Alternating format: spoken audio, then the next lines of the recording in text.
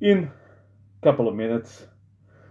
Give some time for people to come in, and today we should have a good stuff to discuss. It's been quite the active week, mostly positive, mostly things that we were hoping to see and happen.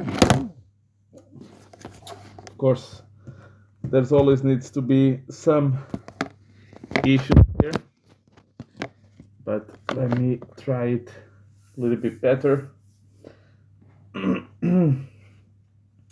You guys let me know if you can hear me well as you come in, and we'll kickstart in a little while. Just waiting maybe for some people to come in, otherwise I'll start any case. Trying to see here if everything is good to avoid any kind of issues. Okay, guys, I think we have 4 people here. Hello, welcome. So let's start. Sorry, guys, for the little delay. Just had to make sure that all the things were going up and running well, so we don't have that typical classic issue. By the way, guys, don't forget, as you come in, drop that like and subscribe. Help the algorithm kick in. And I think we can start. And by the way, I wanted to mention something. Hello, mate. Get yourself a proper mic and use a compressor. Yeah, man, I'm thinking about doing a little bit of upgrading, those kind of stuff. Because basically, I've always done YouTube so far purely as a hobby. But since we are growing a little bit, approaching that 1,000 subs mark, I think we are 12 subs away. Yeah, I think I'm gonna put a little bit of more effort into having that setup. So thank you for that. Okay, let's start. By the way, today I was listening to Harry Dent's latest video. For those of you who don't know, I have a particular animosity against these financial experts, the Harry Dent, the Peter Schiffs, the Jim Rickards, the Robert Kiyosaki's. I mean, they have different degrees of bad, but they are. But Harry Dent by far is the worst, in my opinion. So he spent 2022 and 2023 saying that the index that he was paying attention was the Nasdaq. That was the one giving him the clear sign of this 90% crash that was going to happen, just like 1929. All of a sudden, today he's doing a video and he's saying, some indices are making new all-time highs, but the Russell 2000 is not. So that's the one that I'm looking at. And last week was the Chinese indices or whatever.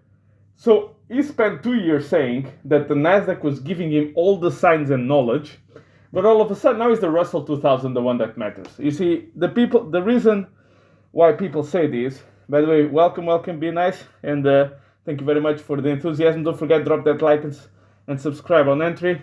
Thank you very much.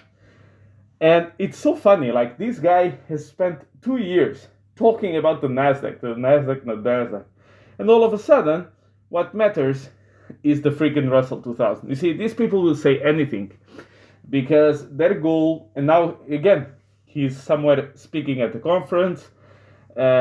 I think he has more subscribers to his newsletter. That's the point. These people make their money by speaking in conferences, by never admitting they're wrong. So basically just moving the goalposts, just being as dramatic as possible. 90% crash in the stock market, right? So to put everyone on edge.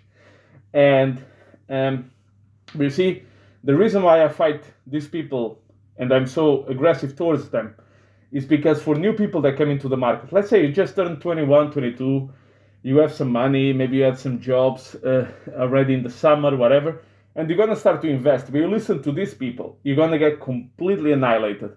But they don't give two shits about it, because what they want is you to subscribe to their newsletters, to buy their courses, if that applies, to buy their books, to listen to their conferences, to pay for whatever. And this is how they make their money. They don't make their money in the market.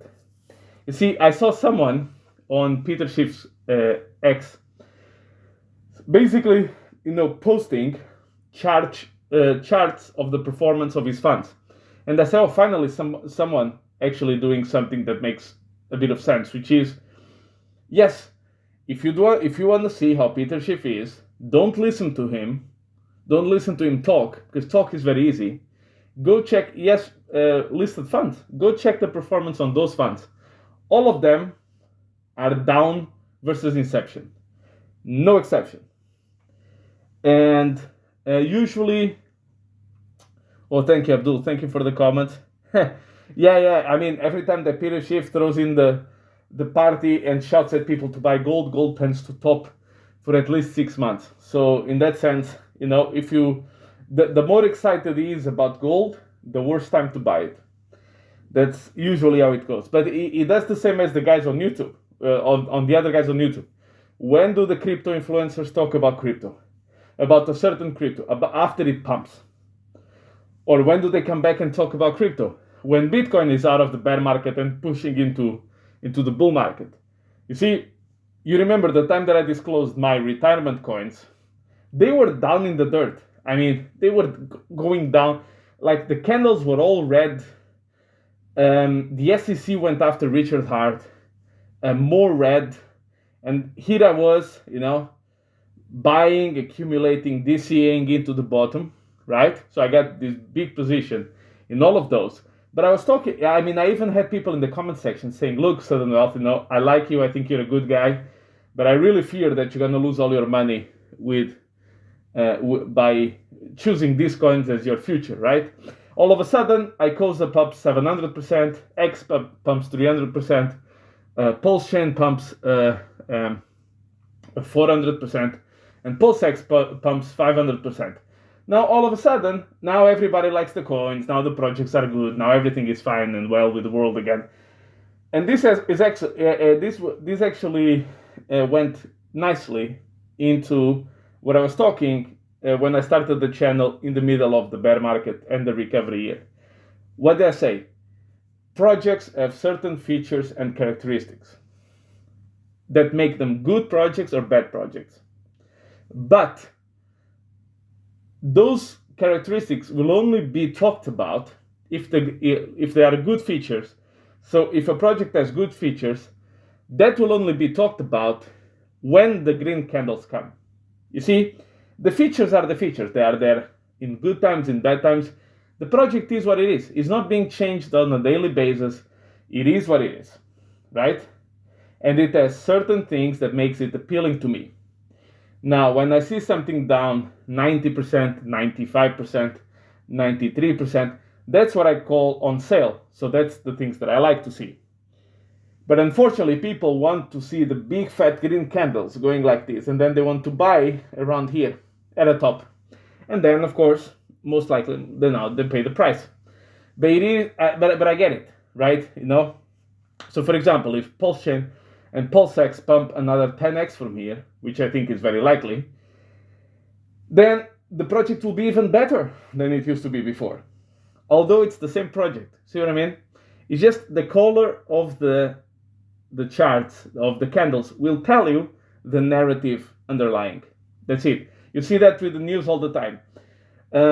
Stocks are down because there are fear of escalating tensions in the Middle East. And then during the day, it touches a big support level, goes straight up, and becomes green. So my question to those news outlets would be, so what happened? Are the concerns all gone in an afternoon? You see, my point is, the color of the charts is telling the news what the news is going to be, not the other way around. Yes, there are certain events in which they work the opposite way, but for the majority, the news reflect the color of the charts. And in crypto, it's even more so, because it's even more diehard communities, diehard fans, subcultures. It's even worse. But in any case, let's go to the good stuff. Stocks keep moving higher, particularly the Nasdaq. The Russell is finally above 2,000. We've hit all the new all-time highs several times on all the major indices that I discussed last year. Do I think we are in for a pullback in stocks? Yes. I think the Nasdaq is already up almost 10% for the year, and I mean, we are not even in the middle of February, so I mean, I don't expect that we're gonna get another 50% year. But I do think what's happening here is you're seeing the first attempts of pricing in AI productivity for the future.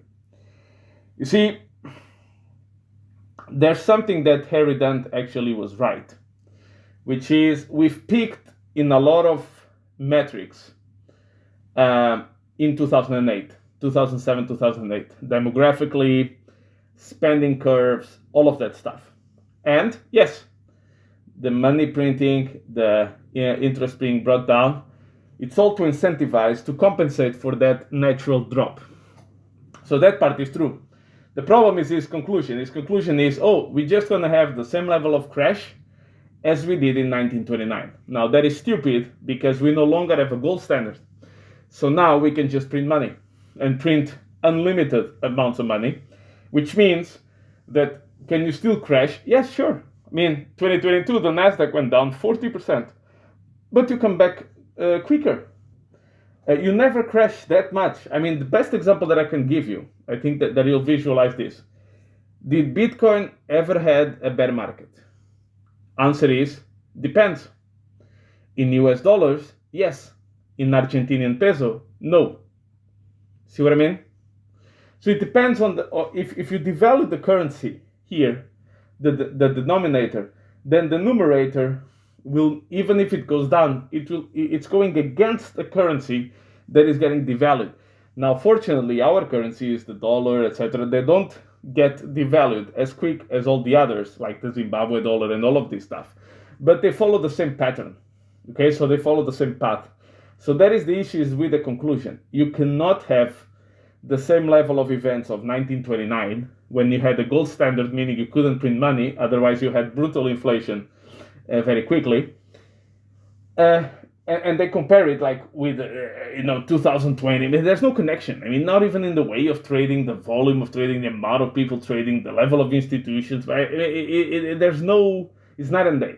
So when people go too far in history for this type, no, you should go far. You should go in history to check cycles, to check patterns, to check all of that. But you need to recognize that the difference in the effects are profound.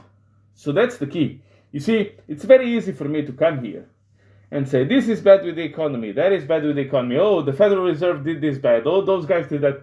I agree. Look, central banks are communist institutions. You know who said this? Lenin. Now people say, oh, but he's Lenin, what does he know? Well, he knows something about communism, and indeed they are. But the question is, what is the value of me coming here and saying that?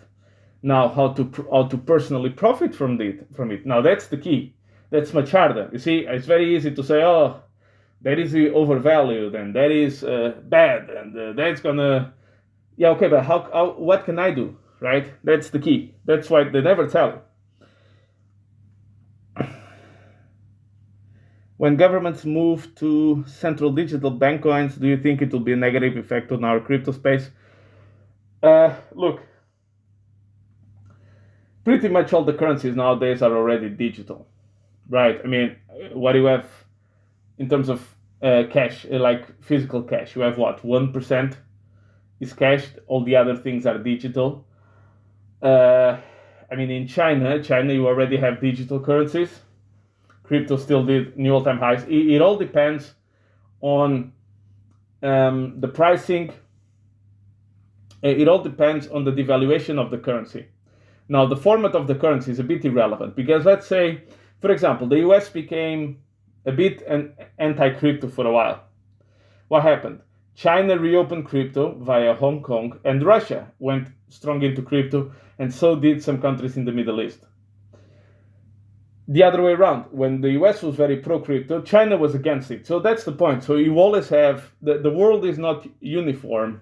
And basically, if it's good, if one block, if you will, let's call it blocks, if one side is in favor of something, then the other one is naturally against it. And if the other one is against it, then the other side becomes favorable. You see, if the crypto industry grows enough where basically there's a lot of money to be made, then governments don't want to shut it down. They will probably want to tax it. That is different. Maybe they want to have some sort of control via some shady institutions. Also a different story. But to completely destroy it, I don't think so. To be honest, I really don't think so, because you always have regulatory arbitrage. You see, you create too much mess in the US, okay, innovation moves to Dubai. You create too much mess in London, like we've done in the 1990s. The regulator was really bad. So what happened? By the way, for those of you who don't know, in the 90s, London was the financial capital of the world, not New York. But they did something really bad. They had a very bad regulator in the 90s. It was linked to options, and I won't go into details there. So what happened? The financial capital of the world moved to New York, and the innovation moved over there. That's just what happened. So if the US stops being the innovator, it moves into Dubai, into Saudi, into China, into those regions. That's my feeling, because there's a vested interest in doing it. You see, it's called regulatory arbitrage across the world. Now, if you guys have seen my video, I think 2 or 3 days ago, I was saying that we were due for an altcoin season that should start end of February, beginning of March. We should have started seeing Bitcoin pumping into the halving, into the Bitcoin halving, which is happening in 68 days, I think 69 days, around that mark. So you always have the ramping up of Bitcoin. Ethereum tends to outperform Bitcoin between January, February, and March a little bit, and then February to March you start to have the altcoin seasons, and then Bitcoin halving is a big sell-off, sell the news event. So basically, price pumps into the halving. Halving happens, you have a big sell-off, and then what traditionally happens is you have a couple of months, 2-3 months, where we are a bit down, and then we start moving into the last leg of the bull market, the real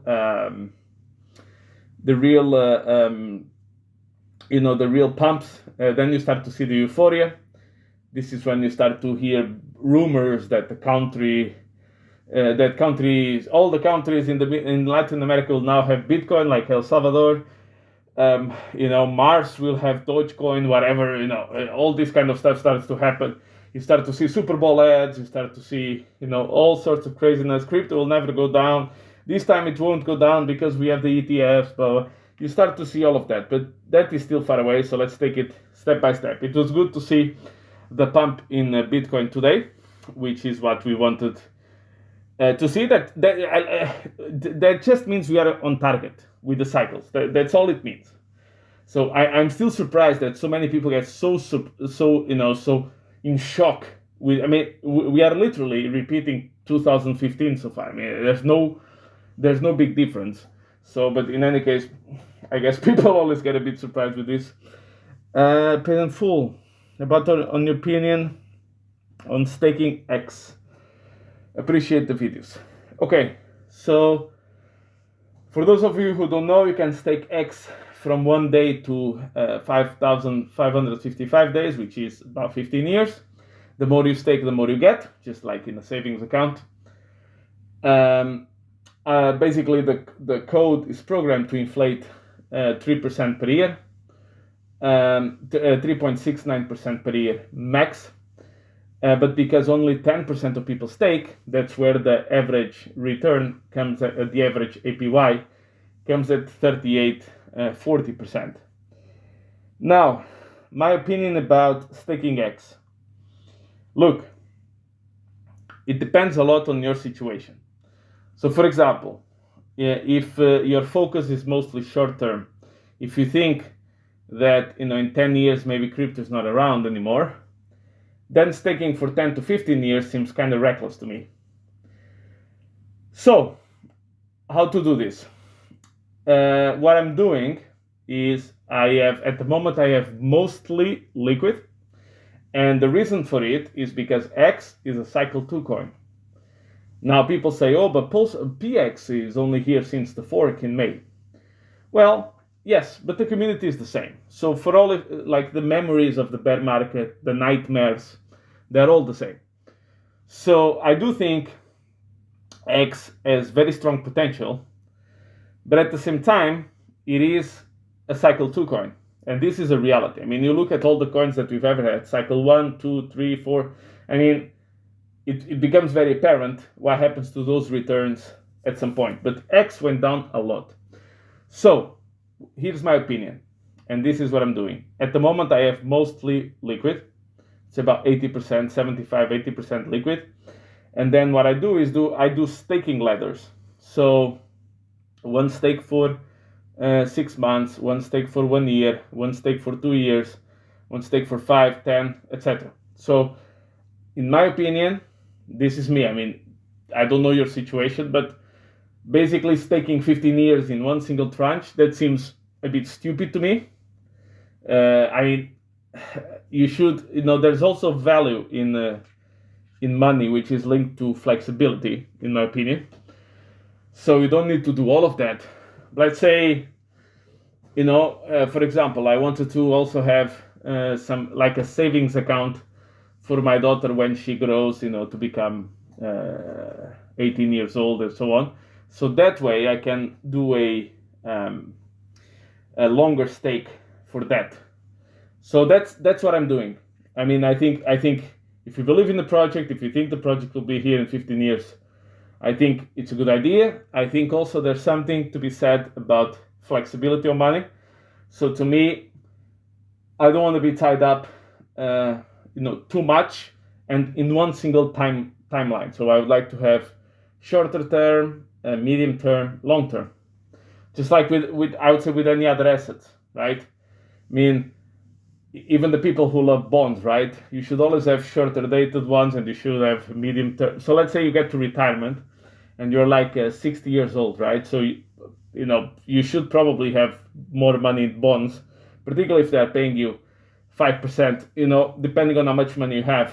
So you should have, some mix in terms of timing. That's my opinion. What else can I say? So one thing that I really love about PulseX, that one of the there's another question. Will I be leaving any percentage of your portfolio after you believe you're top? Yeah, sure. I mean, I'm always in crypto. I mean, I don't need to. First of all, how will I know that is the top? Now, I can have a feeling about it, but that's where risk management comes into place. Because if this thing goes up as much as I think it goes, and if I leave 20% of my coins, either staked, getting yield, whatever, or because I thought that we could go a little bit higher, but we didn't, for example, hopefully the amount that I sold is enough to make me feel extremely happy. You see what I mean? That I don't even bother with thinking about the other 20%.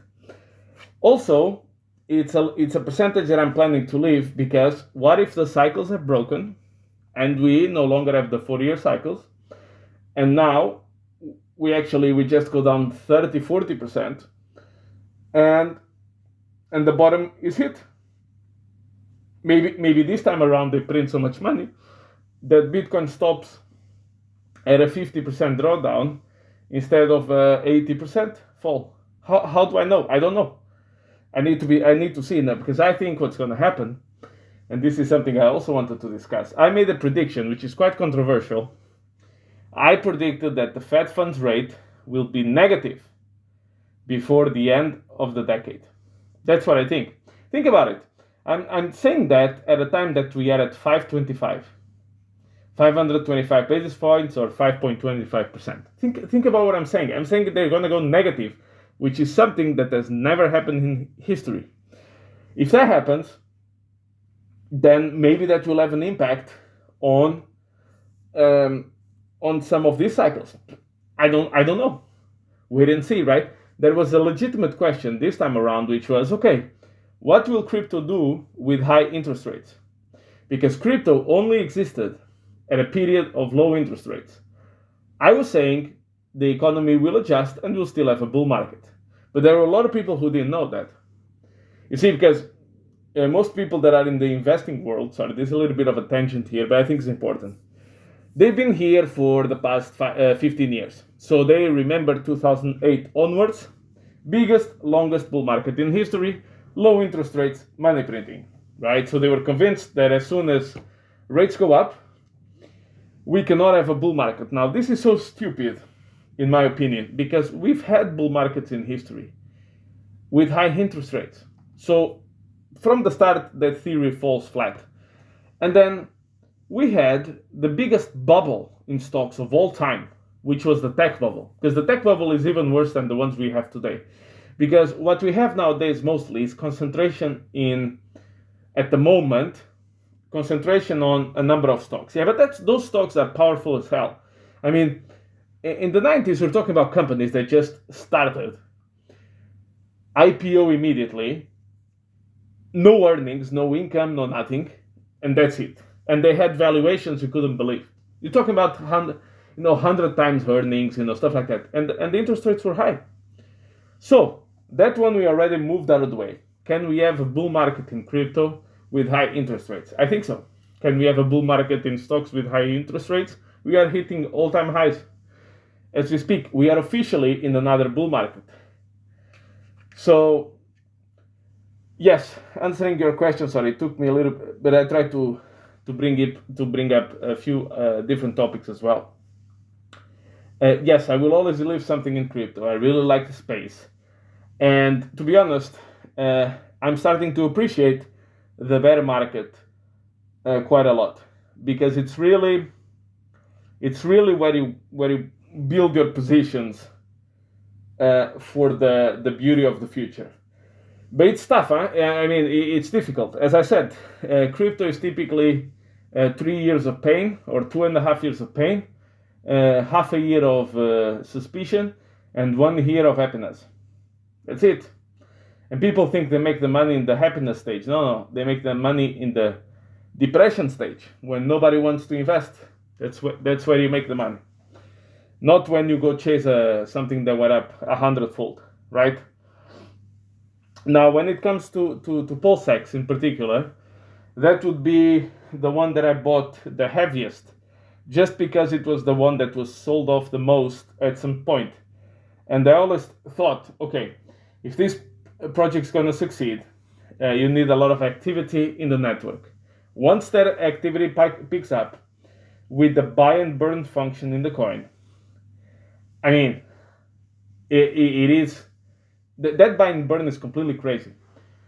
And already 3.4% of the supply was bought up and burned forever. That's it. It's just not burned. It's actually bought from the market and destroyed.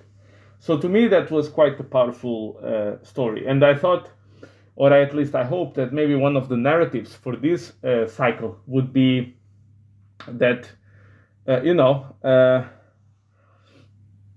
decentralized exchanges would start playing a bigger role, particularly after FTX, BlockFi, Celsius, all of those going bankrupt. One of the good things is, actually, the majority of Ethereum trading is done off-chain, so not on centralized exchanges, which is great. So maybe that's going to be one of the narratives to be seen. Once those narratives start appearing, it will become very obvious.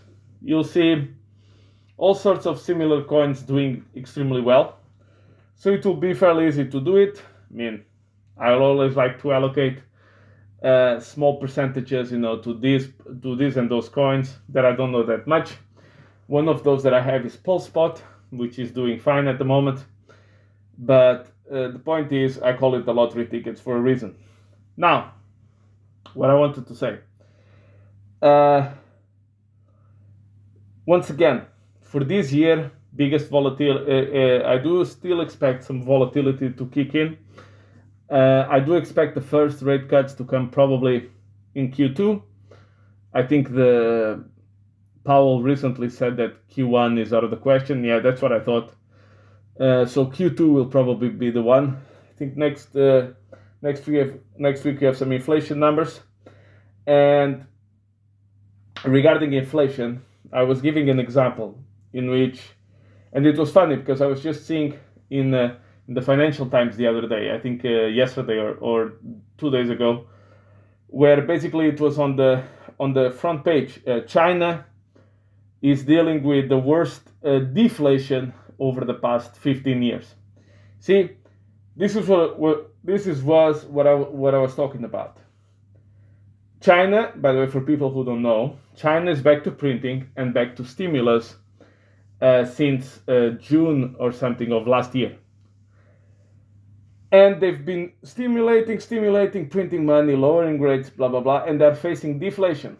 So when people were talking about, oh, if the Fed cuts rates, that's really inflationary, I said no, it's actually deflationary. Because the cost of funding is a cost for the entire economy. If you take it away, companies don't need to pass it on to consumers. It's really that simple. And I've said this many times before, money printing and lowering interest rates does not create consumer inflation at all, unless it's given straight directly to people, like the US done during COVID. Other than that, it doesn't happen. And people say, but how can you say something like that? Japan has been doing this for 30 years. China is back to stimulus, printing money left and right, doing everything they can, and they are fighting deflation. I mean, these things are happening right now in front of you. So basically, the reason why I pointed out was because you know my opinion since I've created the channel about a year ago. What did I say? China is like Japan in the 80s. People say, what do you mean? Everybody thought that China was going to overtake the world, it's going to be number one, the US is finished, Europe, everybody's finished, and Japan would take over the world. What happened? Stock market crash, 1989 first. What happened in Chinese stocks? The major index, the S&P 500 of China, if you will, is down 45% versus all-time highs in 2021. So there's your stock market crash. What else happened to Japan? Immediately after, literally 1 or 2 years after, big real estate crash. What's happening in China? Big real estate crash. Identical to Japan. Slow growth, trying to print as much money as possible, but they cannot get any inflation. And in fact, they're getting deflation. Same as Japan 1990s. I mean, there's no difference. But it's even worse because here is the issue. China cannot tolerate bad economic performance because they are a dictatorship. Otherwise, in a little bit, you're going to start to see some conversations for making China a democracy, because at least let's have some freedom if we cannot have economic prosperity. So whatever we have done in the West, and that's a lot of bad stuff that we've done over the past 15 years, China has done 2 and 3 times worse.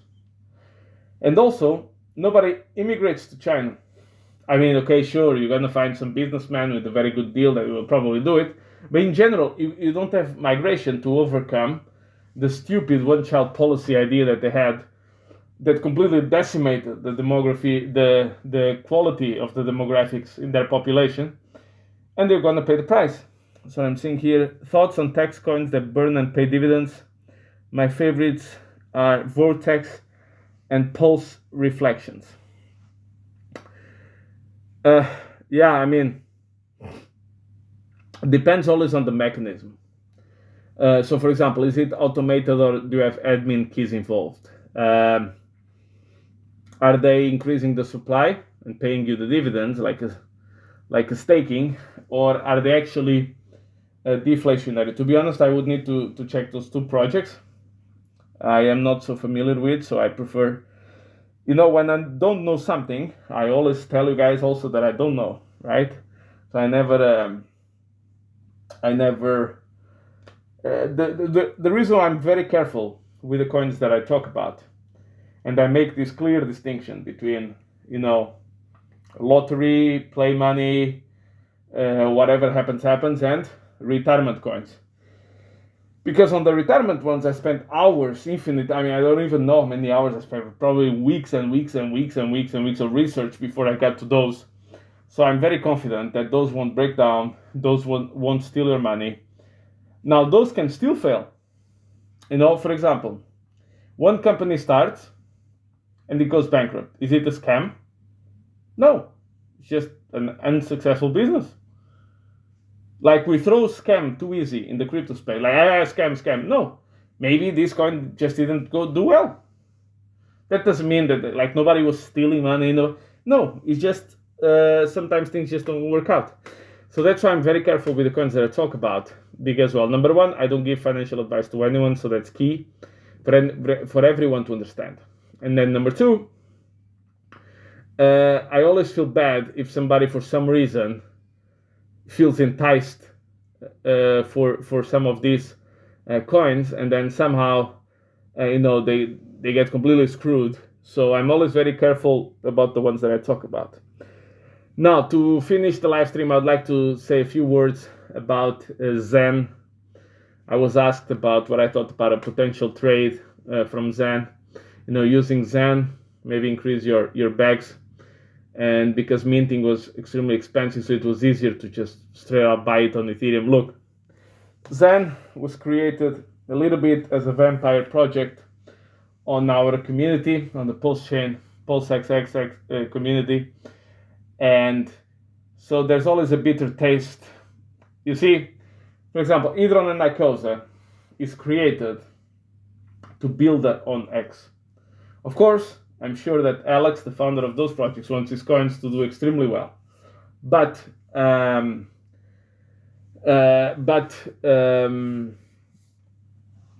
a level of respect, like he's trying to build on top of the project. But in any case, let's take that aside. Once again, as I said before, if it helps you personally, all those moral, if you will, considerations mean nothing to me.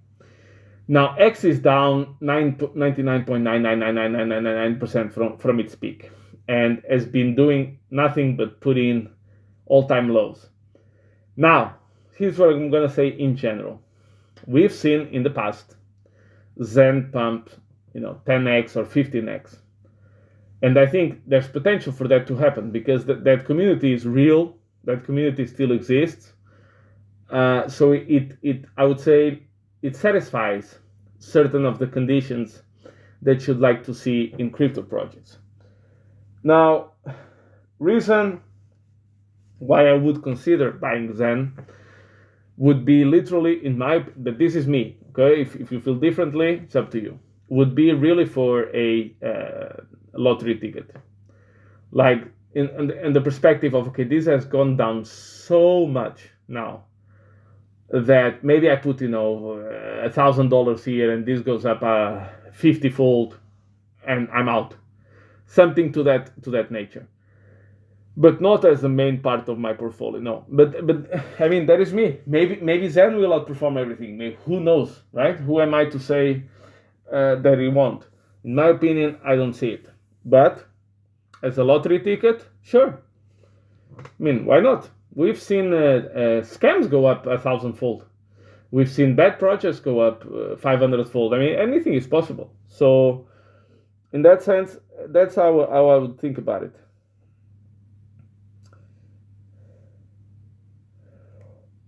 Yeah, I do think, Abdul, we're going to get to stable coins over there, Pulse chain. You see, one of the things that I do think, okay, to answer your question, yes, I do think we're going to have stable coins in Pulse chain, like native stable coins, if you will. Which one's going to be? Maybe all of them, maybe one, maybe two, anybody's guess. Yes, DAI has always been very associated with Richard as his preferred stablecoin from the time where Pulse chain did not even exist. Will Richard come up with a stablecoin of his own? He once, in the past, he alluded to that. Anybody guess? Now, one of the things that we need indeed, one of the things that we would need in the system is stablecoins for sure, like native stablecoins. So which one can win? I mean, look, I think PDAI is well positioned. Will it be the winner? Again, anybody's guess. Will Richard come out with a surprise stablecoin? Who knows, right? Nobody knows. Now, what's happening is, I think people also had, and at the time I was a bit criticized for it actually, which was, I was saying just, I think we're still going to go down on Pulse Chain at the time, like around June, July 2023. I think people, again, built up too many expectations when Pulse Chain came out. Like, Pulse Chain is a city. You're no longer building one single project. You're not building a company, a house, a service. No, you're building a city. A city needs time to develop, needs other people to develop on top of it. It cannot be Richard's city. It needs to become the Pulse Chain community city. Richard needs to go on the, think about what are the best countries in the world, like the richest ones. Singapore, Luxembourg, Netherlands, Finland, right? All of these countries. The UAE. Okay. Who's the president in those countries? Is it the king? Is it the president? Who's the prime minister? Who's the party in power? Most people, Switzerland also, very good country. Who are the people in power in those countries? I have no idea. Most of them. I know a few, but I need to think about it. Who is the party in power? I know even less. That's a good sign. The good sign of a very strong country is when you don't know who runs it. That's my point with Pulse Chain. We want, okay, this was the Richard Hart project. Richard played a major role. I think Richard is a genius. I think he's created something of a lot of value. But I think the ecosystem will only grow to its full potential if he becomes sort of the mayor who you forget is the mayor. See what I mean? Because he's so non-interventive. Like the city has grown so much on its own that we no longer rely heavily on Richard. That is my feeling. So that's why you need to see these things happen. You need to see Hedron and Icosa, and you need Fiat and Fame, and you need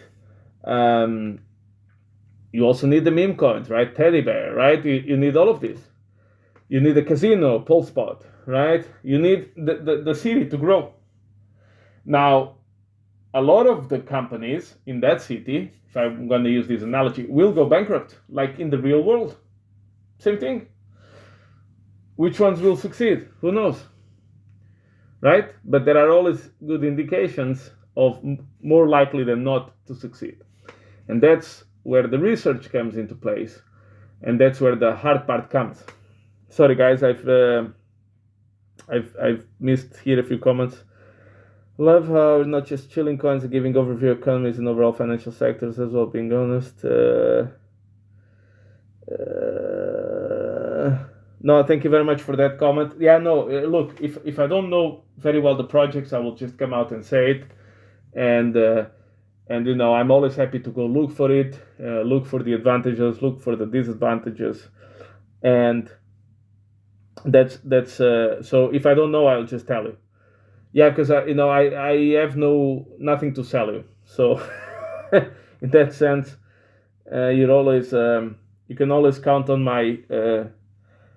my real comments and not on fake fugazi ideas. By the way, guys, I see that. Don't forget, if you come into the live, drop that like and subscribe. It's really appreciated. Pro Man's Investing, we'll talk later. What about Drip versus Pulse? I haven't seen much about Drip. I would always tend. I don't know. I will really need to look a little bit into those. It's good that you guys mentioned some of this to me, because I'm always looking a bit for, as you know. So I have my retirement coins, right? Those are set in, those are done. But I'm always looking for opportunities, even if it's to be played as a lottery ticket, Because if I catch one of these that go up 100-fold, I mean, and that they're not Richard Hart related, that's fine. I mean, I'm not going to complain. I'm not going to complain about it. So let me have a look at it, and I'll come back to you, El Bully, on that. And yeah, if by the way, if you see that I forget, drop me a comment, and I'll try to have a look at it. Now, usually what I do is in preparation for the bull market is I've selected, after extensive, extreme research, my retirement coins. And those are the ones that I give the most focus about. Now, what I'm doing right now is I know the timings of the things. So, I've mentioned to you guys by a couple of days, we should start moving higher on Bitcoin. Here we are moving higher on Bitcoin, right on schedule. Everything is going according to plan. And now what I want to do is I think that we're going to have an altcoin season going into the halving. What I want to see is early signs of strong narratives. So I've seen the AI coins, but I think they came too early in the cycle. Doesn't mean it can have a resurgence, whatever you want to call it. That may well be the case. Need to see it. And the point is, I'm not so concerned about it, because if I do find the right narrative, pretty much all the coins around that narrative will do at least a 10x. Usually that's how it goes. For example, we had the dog coin, so every dog coin was doing at least 5x, 10x. So maybe you're not going to catch a Shiba Inu that goes up 1.4 million fold in 12 months, but maybe you catch one that goes up 20x. And with that, my plan is, if I do believe they're just a fade, I will cash in on the profits of those, and we'll move them into the retirement coins. So that is what I'm going to do. But I need to see a little bit clearer signs on what's going to be the narrative. And with that, guys, if you don't have any other questions, I think I'll let you be. By the way, still very interested for... I wanted to conclude on this. 2 items are playing a major role, or will play a major role, for stocks, crypto in general, which is the Fed continuing to talk about stopping QT, quantitative tightening. That's very important. Number 2 is I would like to see some pushes up on the productivity levels stemming from AI being more prevalent across companies. So those 2 things, to me, are more important than anything else. And with that, guys, thank you very much for your time here today. We had a nice attendance, some nice comments, some nice questions. And I would really like to thank you all for coming here, for the support over last year. By the way, guys, we are 12 subs away from the magic number of 1,000. And with that, guys, I'll let you be. I wish you a very good weekend. I hope you have, that you have some good plans, you have some fun. Don't push it too hard. And I'll catch you in the next one. Don't forget to like and subscribe, guys.